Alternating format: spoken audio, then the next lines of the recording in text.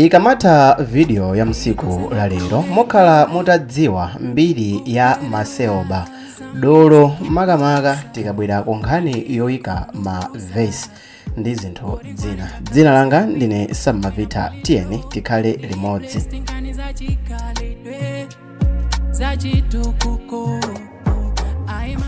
Mu video ya lero tikhale tikuona za munthu amene ndi mmodzi mwa oyimba odziwika bwino kuno ku Malawi, makamaka tikatchula dzina lakuti Maseoba ndiye mwadziwa kuti we here.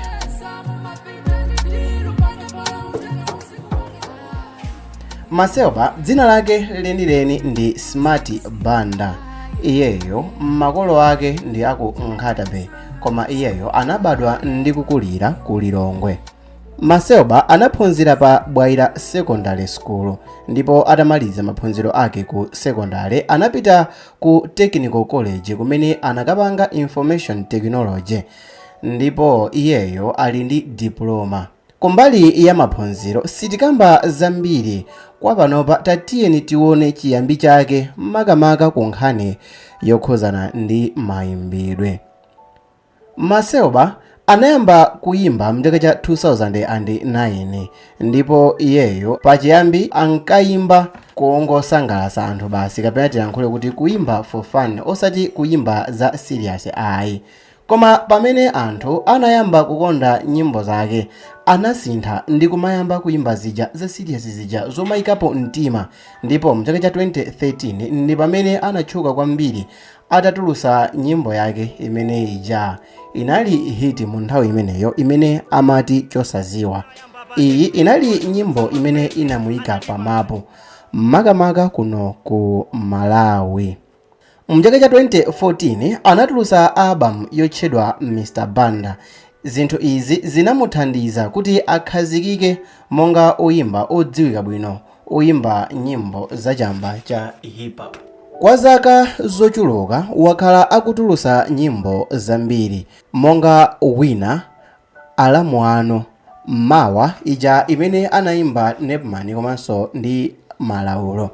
Anayimbapo nyimbo ya Apshe Mtima imene inamuyika pa Malawi kopya kwambiri. Ichi chinali chaka cha 2017, ndipo producer wake anali Janta. Anayimbapo nyimbo monga Simbi Phiri. Anayimbapo nyimbo ija ya Chisankho ija imene anayimba Lulu ndi Senti.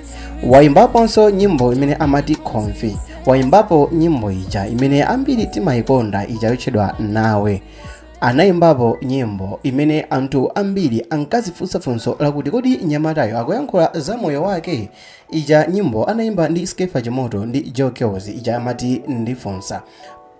Pa nyimbo imeneyi ndifotokoza kusogoloko zifukwa zimene anthu ambiri ankaganiza ngati nyamatayo wayankhula nkhani yokhuzana ndi moyo wake.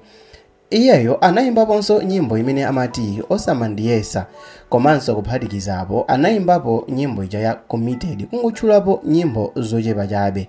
Chinthu china chimene amadziwika nawo Maseoba ndichokuti amagwiritsa ntchito kwambiri chichewa moma lyrics yake poyimba, zimene zimachititsa kuti Amalawi ochuluka azikonda nyimbo zake chifukwa amakwanisa kumvetsetsa chimene chikuimbidwa mu nyimbo zake kapena chikutanthauza nyimbo zake. Zinthu zimene zinangoyamba ngati zamasewera pano zinasanduka zinthu zimene zamubweresera mamiliyoni, zamubweresera fame, zamubweresera kutchuka, zamubweresera ndalama, zamubweresera chinthu chimodzi chimene mwina ali mwana ankangochionera pa windo. Mchaka cha 2022 anapulumuka pa ngozi ya galimoto, pamene galimoto imene anakwera ndi azinzake idachita ngozi, ndipo anthu awiri adamwalira pa ngozi imeneyi, koma Maseoba anapulumuka pamene anangovulala mochepa. Maseoba munthu amene anabadwa mchaka cha 1991, date yake ndikukhala pa April 8.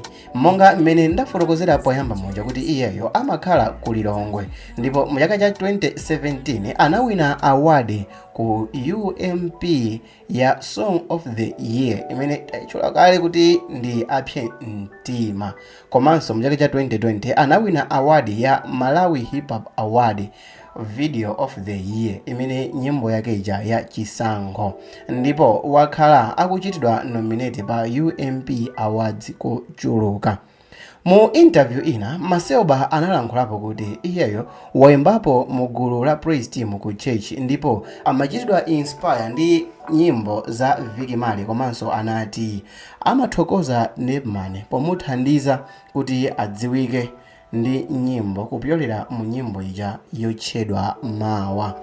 Ndayankhulapo za nyimbo ya Ndifunsa chifukwa chakuti itangotuluka nyimbo ija ya Ndifunsa zinamvekanso kuti nthawi imeneyo ndizakuti dolo oyimbayo zinali zakuti walandidwa kumene mkazi, koma waya titamufikira kumufunsa kuti iyeyo ayankhulepo ku mbali yake anakana. Ndiye ndili pano kungokuwuzani kuti chodziwika bwino ndi chakuti nyimbo ya Ndifunsa inayimbidwa koma ma lyrics ake zikhala ngati kuti zimafanana chifukwa chakuti zimamveka ndithu kuti doloyi analandidwa mkazi, ndipo patangodusa chaka chimodzi ngati siziwiri ndipaja anapezekanso kuti wayimba nyimbo part 2 ya nyimbo yake yakalekale imene anayimba ali mwana, nyimbo ija ya Chosadziwa. Komanso kuphatikizapo tachula nyimbo zingapo. Imodzi mwa nyimbo zimene sindinachule ndi nyimbo imene ndinamudziwa nawo Maseoba atangoitulusa kumene kale,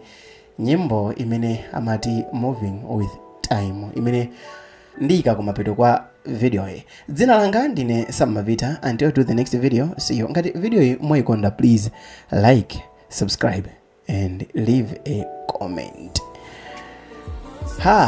Moving with Time.